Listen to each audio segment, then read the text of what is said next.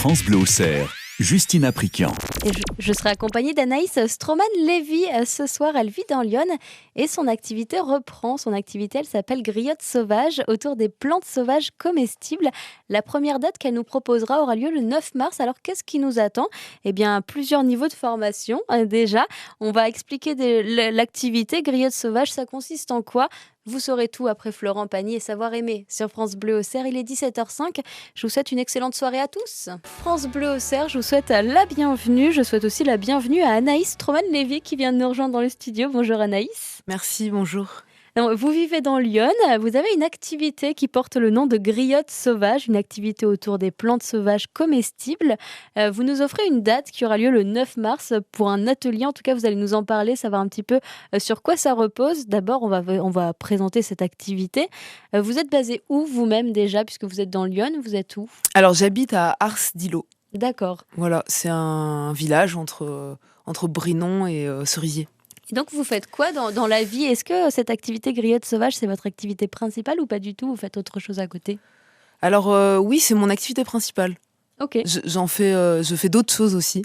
Mais on va dire que c'est mon activité principale. Et j'ai commencé quand je suis arrivée dans Lyon, donc en 2019. Et j'ai lancé cette activité parce qu'avant, j'étais à Paris. Et j'ai toujours été passionnée par les plantes sauvages. Et je me suis dit, c'est l'occasion. Donc, le fait de vivre en bordure de forêt, dans un village, et j'ai lancé cette activité autour des plantes pour apprendre aux gens à les reconnaître. Donc vous dites que vous êtes passionné par les plantes sauvages. Alors quand et comment vous avez commencé à vous intéresser aux plantes ? C'est venu jeune ou c'est venu un peu plus tard ? Alors, c'est pas venu... comment dire ? J'étais étudiante, en fait ça s'est passé, j'étais étudiante en philo à Paris, donc dans un environnement plutôt citadin. Et je faisais en plus j'étudiais une discipline qui était très abstraite, parce que c'est très théorique, il n'y a pas vraiment d'application pratique, etc. Et à ce moment-là, je pense que j'étais un peu frustrée par mes études, même si c'était intéressant, parce que je ne savais pas tellement quel débouché ça allait donner, etc. Je ne voulais pas forcément enseigner. Et puis, un peu par hasard, je me suis intéressée aux plantes et ça m'a vraiment passionnée. En fait, je pense que c'était quelque chose... donc, j'ai étudié la botanique un peu de façon autodidacte. Et quand j'allais à l'université, je longeais une coulée verte. Et en fait, j'essayais de reconnaître les plantes. Il y en avait partout le long de mon chemin, d'essayer de les déterminer. J'avais un livre. Et voilà, donc ça m'a passionnée. Ce qui m'a passionnée, c'est qu'il y avait un aspect aussi pratique, parce que je me suis intéressée sous l'axe justement des plantes comestibles. D'accord. Et en fait, c'était les cueillir pour aussi les cuisiner. Donc en fait, ça donnait... c'était un peu théorique, on apprenait... Je devais apprendre des bases de botanique. Et pratique, c'était cuisiner les plantes, savoir lesquelles se mangent. Et donc ça m'a plu, ça m'a réancré, quoi. Et donc aujourd'hui, vous avez ouvert cette activité, Griotte sauvage. C'est quoi l'idée ? Alors l'idée, c'est de transmettre et c'est de faire des journées d'initiation et de formation. Donc ça a lieu à Ars-d'Ilo, mais j'en fais aussi ailleurs d'ailleurs. Mais bon, voilà, des initiations, c'est une journée, les gens viennent et on apprend à reconnaître les plantes dans la nature, à les cuisiner. Et on fait un atelier cuisine, un repas complet à base de plantes. Ah, c'est super, ça. En tout cas, ça donne envie. Les plantes, elles ont plein de bienfaits. Elles peuvent servir pour la médecine déjà, non ? Oui, tout à fait. Donc il y a vraiment l'axe culinaire et l'axe médicinal. Et c'est en fait souvent les mêmes plantes, donc ces plantes sauvages, elles peuvent être à la fois comestibles et à la fois médicinales. On peut les utiliser par exemple en faire un pesto d'un côté, de l'autre côté une tisane qui va soigner. Et quel genre de bienfaits elles peuvent apporter ? Est-ce qu'elles peuvent soulager ? Elles peuvent soigner ? C'est quoi finalement les bienfaits qu'elles apportent ? Oui, c'est toute ce qu'on appelle la pharmacopée traditionnelle. Donc en fait, parmi les plantes qui sont en fait des mauvaises herbes, il y a un certain nombre de plantes que les humains ont utilisées pour se soigner, vraiment pour se soigner, c'est-à-dire sous forme de... La façon traditionnelle de les utiliser, c'était des tisanes, parfois des alcoolatures, donc on faisait des remèdes avec. Et donc ça peut soulager, par exemple, une gorge irritée, mais ça peut aussi participer à la guérison. Alors oui, ça va être des choses qui vont aider, en fait, et aussi qui vont renforcer le système immunitaire. Donc voilà, plein d'aides, en fait, pour sortir d'une maladie ou un bobo, etc. Donc les plantes peuvent servir pour la médecine, pour la cuisine aussi également. Vous le disiez tout à l'heure, les plantes, elles peuvent se montrer intéressantes. Est-ce qu'il y a déjà, il doit y avoir plusieurs sortes de plantes à manger ? Il y a les plantes aromatiques qu'on connaît tous. Est-ce que ça en fait partie ? Oui, tout à fait. Il y a les aromatiques qu'on connaît parce qu'on a tendance à les mettre dans notre jardin. Mais c'est pas forcément les plantes les plus locales. Et en fait, on a aussi des aromatiques sauvages Par exemple, l'origan commun, c'est une aromatique sauvage, c'est-à-dire on va la trouver en se baladant le long des chemins. Et on l'aura pas forcément, on aura plutôt planté dans notre jardin un thym, mais on va trouver cette plante et c'est aussi une aromatique sauvage. Mais il y a les aromatiques et puis il y a aussi les plantes plutôt à salade, avec lesquelles on va faire des salades, et des plantes avec lesquelles on va plutôt utiliser comme légumes, on va les cuire, etc. etc., etc. C'est vrai qu'il y a plein de plantes qu'on croise comme ça, on n'y pense pas forcément, mais on peut les manger. Il y a les feuilles de pissenlit, rien que ça, par exemple. Oui, tout à fait. Donc il y en a qui sont très connus parce qu'en fait, on en a comme gardé la culture ou un peu l'usage parfois. Et puis il y en a d'autres dont les noms n'évoquent rien et qui pourtant pourraient se manger comme le pissenlit. Par exemple, la lampsane, la porcelle enracinée. Et c'est aussi des salades sauvages, c'est-à-dire ça va s'utiliser comme le pissenlit, mais c'est une autre espèce. D'accord. Donc ça veut dire que si on se balade dans Lyon, par exemple, c'est possible de trouver ce genre de plantes? Oui, tout à fait. Alors en fait, dans Lyon, on a... moi, j'initie en fait sur les plantes les plus communes. Et donc des plantes en fait qui sont en abondance dans la nature. D'accord. Et en fait, les plantes sur lesquelles je vais initier, c'est des plantes qu'on va retrouver dans tout le nord de la France. Ok. Et donc on va pouvoir dans le bassin parisien, on va avoir des plantes assez semblables en fait que celles qu'on va trouver dans Lyon. Et donc c'est des plantes, voilà. Donc on a cité, vous avez cité le pissenlit. Il y a l'ortie aussi Oui, que les gens connaissent en général. Et donc on va trouver dans Lyon, mais y compris dans tout le nord de la France, on va dire assez de façon commune. Et donc oui, donc ces plantes-là, et puis il y en a d'autres, donc je vous en ai cité deux. Et puis par exemple en ce moment, parce que c'est le tout début du printemps, en tout cas sur un plan un peu botanique, il y a des plantes qui commencent à sortir. Il va y avoir la violette, Oui. elle est connue. Il y a les coucous qui s'appellent aussi des primes verts. Il y a des cardamines qui, c'est peut-être un peu moins connu, mais ça a un goût un peu de cresson. Donc voilà, on va trouver ces plantes-là de façon vraiment, on va les retrouver un peu partout. Et on pourrait en faire quoi justement du coup? Est-ce qu'on les consomme comme ça directement? Est-ce qu'on les cuisine? Vous en faites quoi vous par exemple de ces plantes? Alors moi du coup pendant les stages, je propose aux gens de faire en fait, de cuisiner avec. Et donc on fait un repas complet à base de plantes. Ok. Et en fait chaque plat est à base d'une plante. Donc il peut y avoir 6 à 8 plats différents qu'on va faire et après on va tous déguster ensemble. Et donc c'est à la fois des plats crus comme des salades, donc on peut manger les plantes bien sûr en salade, ça c'est assez connu. On peut faire des pestos, des sortes de tartinades à base de plantes avec les feuilles. Et on va faire aussi du cuit, ça peut être des soupes, ça peut être des quiches, des tartes, etc. Et donc chaque recette une plante pour pouvoir bien avoir le goût de la plante. Donc on cuisine pas qu'avec les plantes, avec d'autres ingrédients bien sûr, mais on fait comme ça un repas sauvage. Et bien justement, on va revenir à ces ateliers que vous proposez, si vous êtes d'accord, d'ici quelques instants. Vous allez nous apprendre à reconnaître les plantes. Je rappelle que vous appelez Anaïs Stroman-Lévy. Votre activité, elle se nomme Griotte Sauvage. Vous organisez plusieurs dates pour nous apprendre à reconnaître ces plantes. Et justement, on y revient après Gaëtan Roussel et Adeline Lovo. On laisse la place à ce titre, Crois-moi, sur France Bleu Auxerre. Et ce soir, on se détend aux côtés d'Anaïs Stroman-Lévy, qui vit dans Lyon et qui, avec son activité Griotte Sauvage autour des plantes sauvages comestibles, nous apprend à reconnaître les plantes. La première date qu'elle nous offre, ce sera le 9 mars. Alors, qu'est-ce qui nous attend? Réponse dans quelques instants. Pour en apprendre justement sur ces plantes, Anaïs, vous nous proposez des formations, différents niveaux. On commence avec la formation niveau 1. Ça, c'est plutôt l'initiation, c'est ça? Oui, tout à fait. C'est la formation que j'ai la plus donnée, donc depuis que je propose ces formations. Et en fait, alors, elle s'adresse à tout le monde. Donc, y compris les personnes qui ne connaissent vraiment rien du tout. Et aussi à celles qui ont déjà quelques connaissances ou qui savent même reconnaître dans la nature un certain nombre de plantes, mais qui voudraient se lancer pour les cuisiner. Parfois, il y a un peu une peur de se tromper. Et donc, du coup, l'idée, c'est de venir pour faire sauter un peu les derniers verrous, les dernières peurs. Et donc, voilà. Donc, j'ai des profils différents de personnes. C'est vraiment pour tout le monde. Et c'est en petits groupes, jusqu'à 8 personnes. Et donc, il y a un aspect un peu convivial et le groupe aussi est important. Et on va aller d'abord, il y a une partie un petit peu théorique où j'explique pourquoi c'est intéressant les plantes. Ensuite, on va cueillir et on apprend des clés de détermination pour en fait arriver à déterminer tout seul dans la nature quelques plantes. On reste sur un nombre assez limité de plantes pour pas non plus en avoir plein la tête. Oui, c'est vrai, sinon on a l'impression qu'il y en a trop, on va nager, on va oublier. Tout à fait. Et ensuite, on fait cet atelier cuisine, on les cuisine ensemble et le fait aussi de de les toucher, de les manipuler, de les couper, de les nettoyer. En fait, ça va vraiment, en fait, entre la cueillette, la cuisine, etc., ça va aussi fixer la mémoire. Parce que l'idée, c'est de repartir et de pas se dire « Ah, on m'a parlé de plein de plantes et j'ai tout oublié ». Donc voilà, je donne un petit fascicule aussi avec le nom des plantes, les photos, pour que les gens puissent avoir un petit mémo. Et s'ils veulent recommencer l'expérience. Donc voilà, donc j'ai travaillé une pédagogie un peu comme ça et c'est basé aussi sur les sens.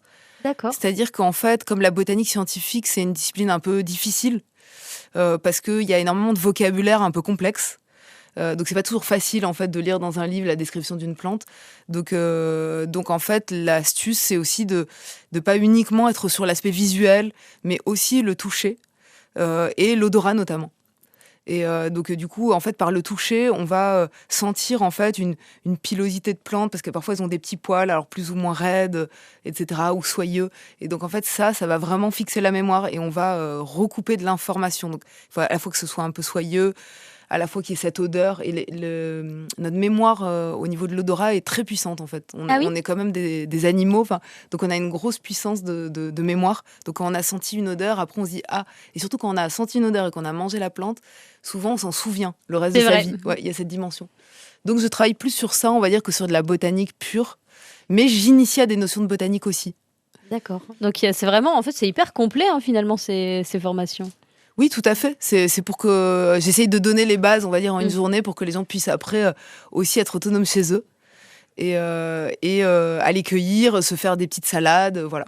Et à chaque fois, du coup, c'est les mêmes plantes qu'on utilise ou dans chaque séance, justement, ça change un petit peu. On peut faire 4 séances sans justement se lasser puisqu'à chaque fois, c'est différent.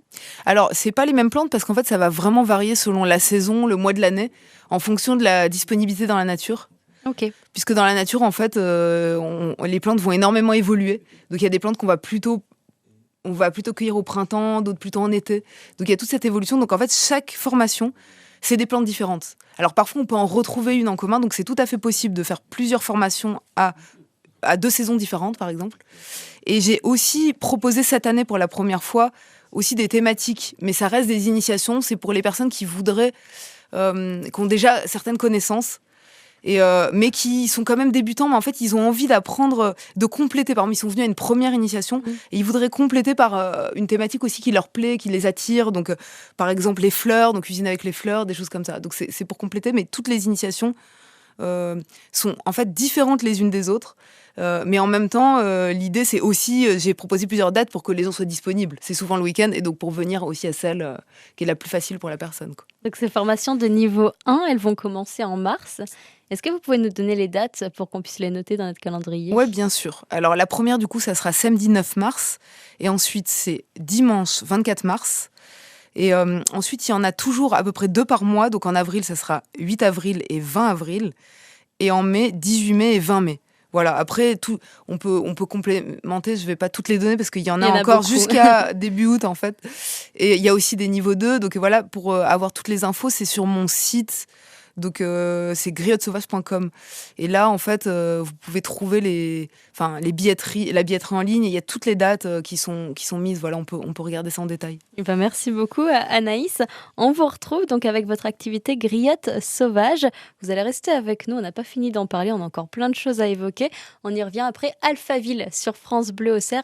Restez avec nous, il est 17h34 et je suis accompagnée d'Anaïs Stroman-Lévy qui nous parle de son activité Griotte Sauvage, donc autour des plantes sauvages comestibles. Une date aura lieu le 9 mars si vous voulez en apprendre un petit peu plus justement sur ces plantes sauvages. D'autres dates encore suivront, il y a énormément de dates. Moi, je vous conseille d'aller voir directement sur le site de Griotte Sauvage. Comme ça, vous aurez toutes les infos. Alors, Anaïs, forcément, on parle des plantes, on parle de manger ces plantes. Alors, pourquoi c'est intéressant de manger ces plantes ? Ah oui, alors, il y a plein d'intérêts.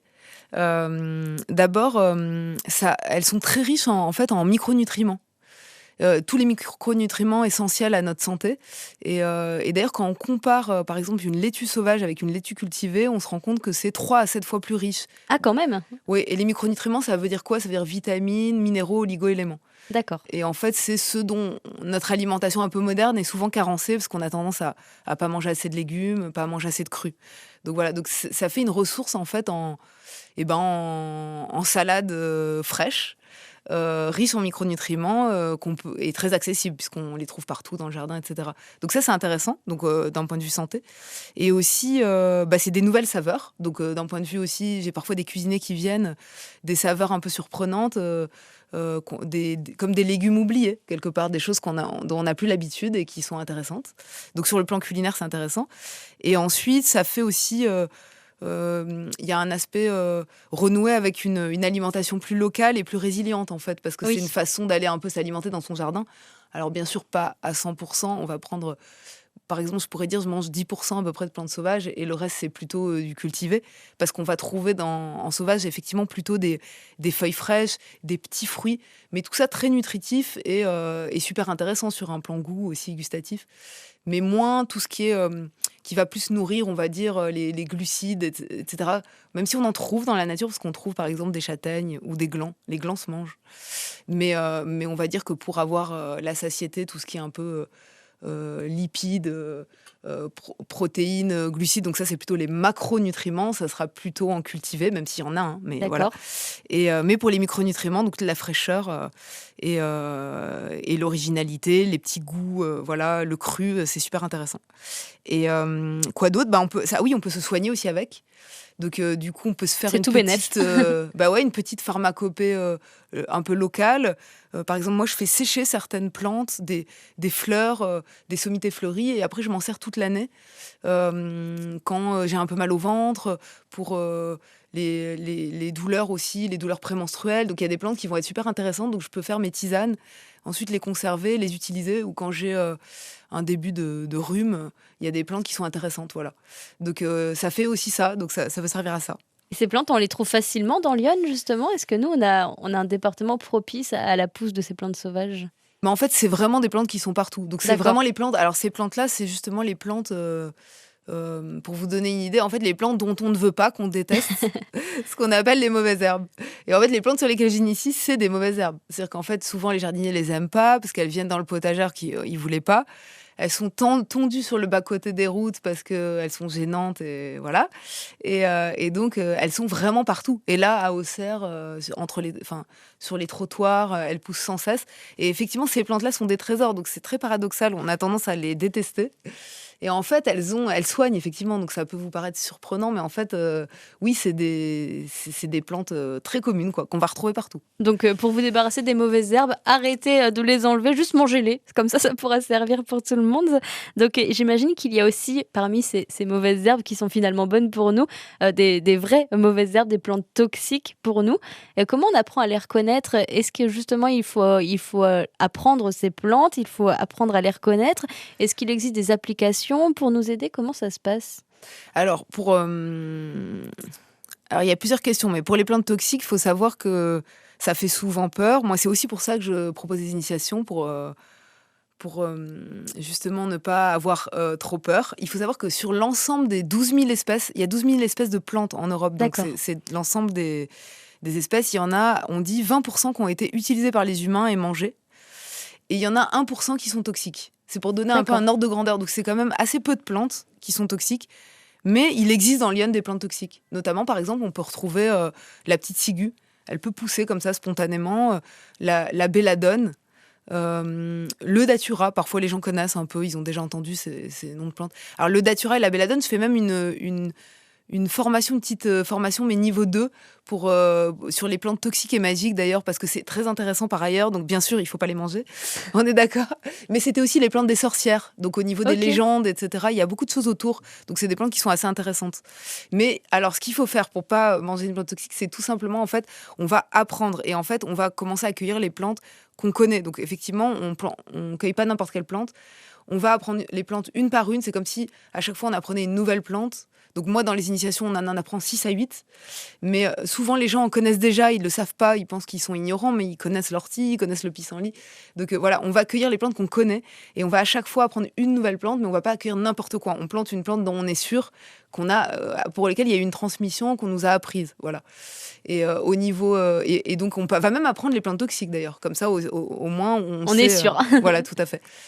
Donc Anaïs Stroman-Lévy, je rappelle que vous êtes ici avec nous ce soir pour nous parler de votre activité griotte sauvage autour des plantes sauvages comestibles. On a évoqué pas mal de choses, mais il en reste encore. Alors on revient juste après cette chanson qu'on retrouve. Vous êtes sur France Bleu Auxerre en compagnie d'Anaïs Stroman-Lévy qui vit dans Lyon et qui vous propose cette activité griotte sauvage autour des plantes sauvages comestibles. Elle propose des formations justement pour ces plantes sauvages comestibles et médicinales. Elles reprennent à l'Arcadillo ces formations. Alors c'est quoi l'Arcadillo pour ceux qui ne connaissent pas du tout? Alors l'Arcadillo, c'est en fait un écolieu dans lequel je vis, pour l'instant avec mon compagnon, mais peut-être qu'on sera plus nombreux après. Et en fait, on veut dédier ce lieu, en plus, alors bien sûr, c'est un écolieu, on essaye d'arriver à une certaine autonomie. On va essayer d'avoir un peu d'autonomie en eau, en électricité, tout ça. Donc on va vers ça, tout doucement parce que c'est pas facile. C'est sûr. Mais il y a aussi un hectare de terrain sur lequel j'ai commencé à planter une forêt jardin. Donc une forêt jardinée. Donc ça, c'est de la permaculture. Et l'idée, c'est de planter un certain nombre d'essences d'arbres et d'arbustes avec une grosse diversité pour favoriser la biodiversité, mais aussi des arbres qui vont quand même donner des fruits à manger. Alors parfois, c'est des arbustes un peu originaux. Et voilà, et comme ça, tout cet écosystème, en fait, c'est une forêt comme ça jardinée. Donc je plante ça aussi. Et c'est aussi mon lieu de cueillette d'ailleurs. Donc c'est entre le sauvage et le cultivé. Donc ça, c'est ce que je fais à l'Arcadillo. Et on fait aussi, donc on dédie ce lieu à de la transmission de connaissances, donc griotte sauvage. Mais aussi, on fait toutes sortes on fait venir des personnes pour des conférences tous les premiers jeudis du mois. Ok. Et donc c'est ouvert à tous en fait. Donc tous les premiers jeudis du mois, le soir à 20h30, on fait des conférences. Et la prochaine, par exemple, le jeudi 4 avril, c'est Cathy Kenyo, qui est aromatologue en fait, qui va venir faire une conférence sur les huiles essentielles. Donc qu'est-ce que c'est les huiles essentielles, comment les utiliser, etc. Donc voilà, donc on fait ça, et ça c'est tous les premiers jeudis du mois, et c'est ouvert à tous. Donc c'est ça qui se passe aussi à l'Arcadillo, en plus de griotte sauvage. Ok, il y a plein de choses à aller découvrir. Ce lieu, c'est à Ars-Dilo, je le rappelle, pour ceux qui ne connaissent pas, c'est bien ça, hein. C'est ça, c'est à Ars-Dilo, tout à fait. Et donc, pour ceux qui veulent se mettre à reconnaître les plantes, là, ça y est, vous leur avez donné envie. Comment s'y prendre? Est-ce qu'il y a des applications pour nous aider au début? Alors en fait, moi quand j'avais commencé ce que je vous ai évoqué tout à l'heure, il y avait pas encore d'application très performante, donc je faisais avec des livres, donc des livres de reconnaissance de plantes tout simplement. Et ça c'est quand même toujours valable. Mais aujourd'hui on a aussi des applications comme PlanteNet, qui est une super application, donc on peut télécharger sur un téléphone et on fait la photo de la plante et ça nous donne une probabilité, une statistique autour de quelle plante c'est, en fait, voilà. Donc ça sort un nom en latin en général avec un pourcentage de chance. Et c'est assez intéressant, c'est tout à fait accessible. Et donc ça peut être bien en fait en complément, sachant qu'il faut jamais, si on veut les consommer, il faut quand même être prudent. Parce que si jamais PlanteNet n'a identifié la plante qu'à 80%, c'est aussi possible que ce soit pas celle-là.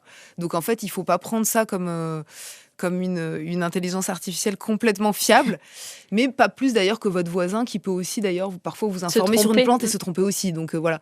Et on va recouper comme ça, mais ça peut être super comme outil quand même pour débuter, sachant qu'il vaut mieux le faire donc je conseille aux gens de le faire sur des plantes en fleurs qui sont assez développées, parce qu'il est plus performant avec ces plantes-là. Eh ben, merci beaucoup, sachant qu'en plus, vous proposez aussi des balades sur réservation. Donc, on peut aller sur votre site si on veut avoir plus d'informations, c'est ça? Oui, tout à fait. Je propose des balades sur demande, 3 heures par exemple, ou 2 heures, où on va découvrir les plantes d'un endroit spécifique. Donc, ça peut être une autre façon aussi d'apprendre. Sinon, rendez-vous lors de ces formations aux plantes sauvages. Toutes les dates sont à découvrir sur le site de Griotte Sauvage, votre activité, Anaïs Stroman-Lévy. En tout cas, nous, on vous dit un grand merci d'être passé sur France Bleu Auxerre ce soir. Et merci puis on se dit beaucoup. À très bientôt, j'espère. Merci, pour un autre à bientôt. rendez-vous.